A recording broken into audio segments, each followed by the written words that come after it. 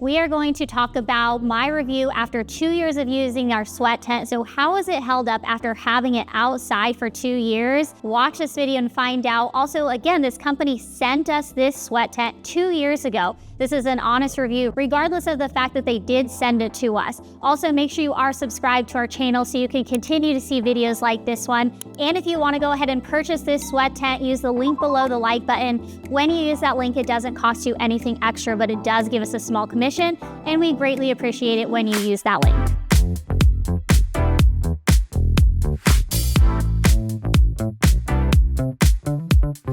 Now, this is a portable sweat tent. We live on 20 acres of land and have used it continually for the last 2 years. I would say at least a couple times a month. We love having our friends over for sauna sessions and cold plunge sessions, so it has gotten a lot of use. And I'm gonna tell you the details about this sweat tent, but also I'm gonna tell you kind of my call outs or what I wish I would have done differently, knowing what I know now after having it literally outside this entire time. Now, this has been exposed to all of the elements. We live in a 4 climate zone, so we have had rain, we've had ice, we've had snow. We have incredibly humid summers and then everything in between. There are a couple things I wish I would have done differently knowing what I know now. First off, I wanna talk about the assembly. This is an incredibly easy assembly. It takes one person around 30 minutes to go ahead and assemble the entire thing. If you wanna go ahead and tear it down and then reassemble it, because you have that structure in place, it's only gonna take you about 15 minutes to go ahead and set up and move. And that is because of the quick pop design that they have gone ahead and patented and then used within the assembly of it. So all you essentially do is then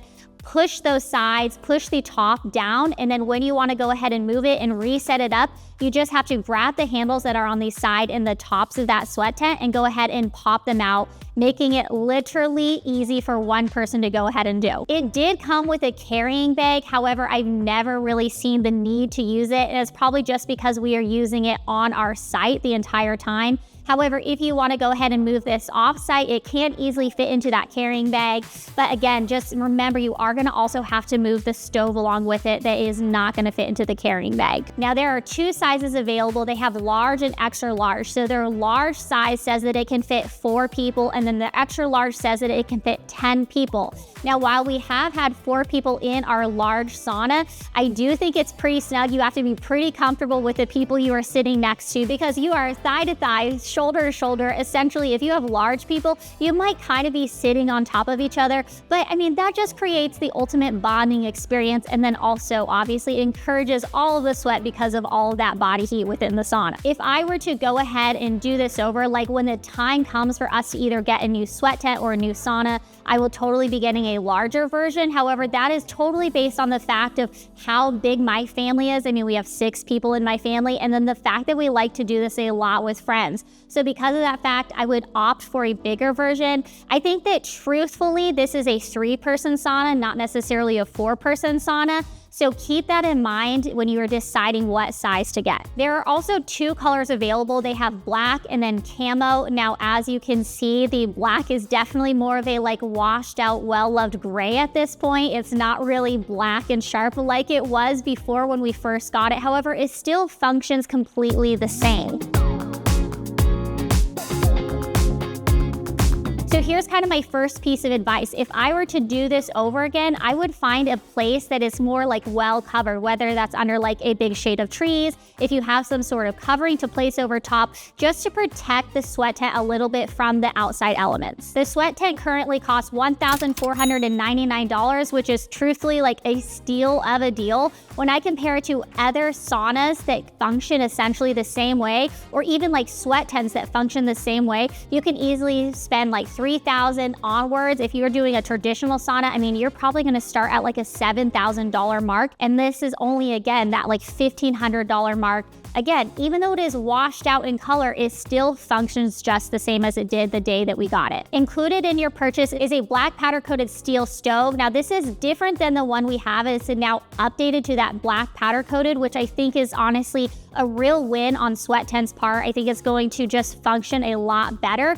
As you can see, we have a little bit of rust and wear on the steel stove that we have now adding that black powder coat, I think is just going to help protect from any sort of elements along the way. It also comes with a 20-pound bag of sauna rocks. It comes with a sauna basket. It also comes with a weatherproof covering for your roof. We did not receive this when we first initially got it, so this is a new addition to what they are offering included into the price. I think that that is a huge win because, again, like, it's just going to protect your sweat tent from all of those elements. You're also going to receive things like a thermometer, a fire poker, and then heat-resistant gloves. You can also go ahead and add a sauna bucket and a ladle if you want to do, I'm going to do my best here, lol. It's a Finnish word, it's a Swedish word, I'm not really sure. They use it a lot in Finland and Sweden, so essentially what it is a bucket of water, it's a ladle, you pour it onto the sauna rocks to create a lot of steam within that sauna tent. There are a couple of reasons why people like to do this, especially if you are looking for more of that like traditional sauna experience. The LOL does is it increases humidity within the sauna experience. It promotes a deeper relaxation,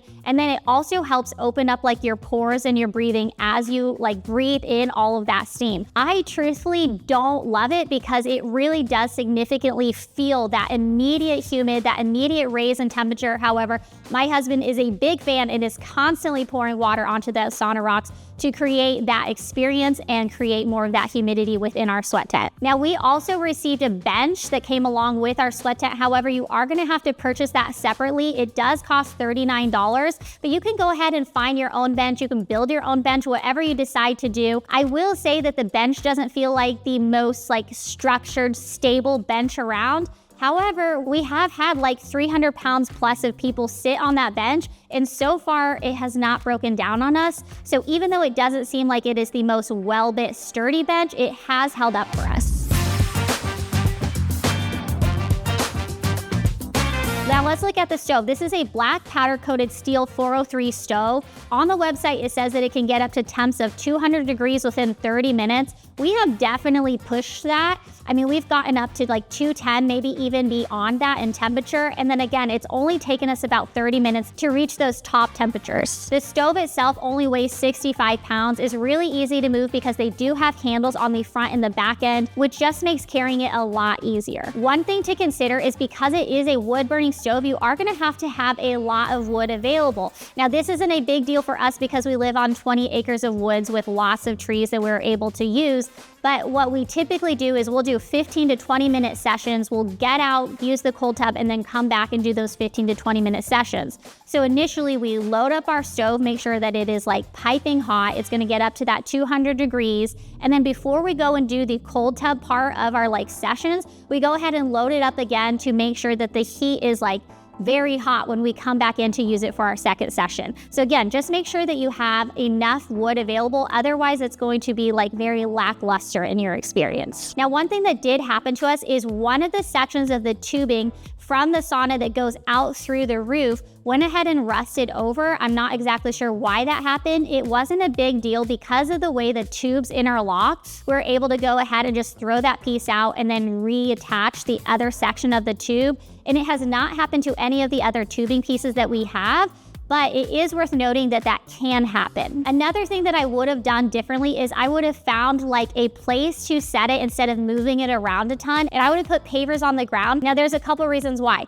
The grass is going to die because it's not getting any sort of sun, and then also it's exposed to those extreme heats. So when we go ahead and use it, sometimes it can feel like muddy or at the very least dirty, especially if we have multiple people using that sauna. And I don't want to hear like, but Linz, barefoot, grounding, it's so good for you. Like, listen, I am all for barefoot, walking outside in the grass and the sunshine, but I am also all for a clean house. And the fact that a bunch of dirty feet have come in and I've had to sweep and mop afterwards just drives me crazy. I would definitely have laid some sort of like ground pavement down or pavers down just to make sure that it is kept cleaner, but that is a personal preference of mine. The sweat tent does come with a 1-year lifetime limited warranty that covers both the sweat tent and as well as the stove. It basically means that unless you are intentionally trying to like destroy the sweat tent or the stove itself, you are going to be covered for up to a year. I also want to mention that although this is on the cheaper price point, my brother actually went ahead and DIY'd his own sweat tent after coming out for Christmas and using ours. He essentially found like an ice fisherman's tent because it is just as well insulated as the sweat tent that we have. and then went ahead and bought a cheaper version of the stove we have. Now he has updated that stove, but his initial cost was around a $600 mark for both the ice tent that he purchased and then the cheaper stove. Now the biggest thing is keeping in the heat. I think an ice tent or the sweat tent can do that, but make sure you have a quality stove. That's where the real investment comes in. And I do think that this one has a quality stove with it. However, you can find others that are just as good.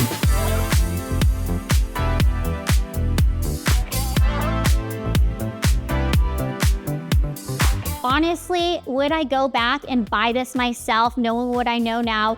100%. I think it is well worth the investment. Again, it is so much more cost effective than traditional saunas that we see. I think it functions just as well. The only thing is, make sure you have available wood, make sure you have an available place to put it, and then also make sure there's some sort of like overhead covering if you want your sauna to stay a little bit more new looking than ours does right now. But does it function the same as it did 2 years ago? Hell yeah, it does. I'm gonna use it again this weekend. I actually really love it. So do my kids, so does my husband, so do all of our friends who have experienced it. So would I recommend you purchasing this if you have the available wood, if you have the available space? Absolutely 100%. Let us know what you think about this sweat tent in the comments below. This has been Lindsay with Garage Gym Reviews. Peace.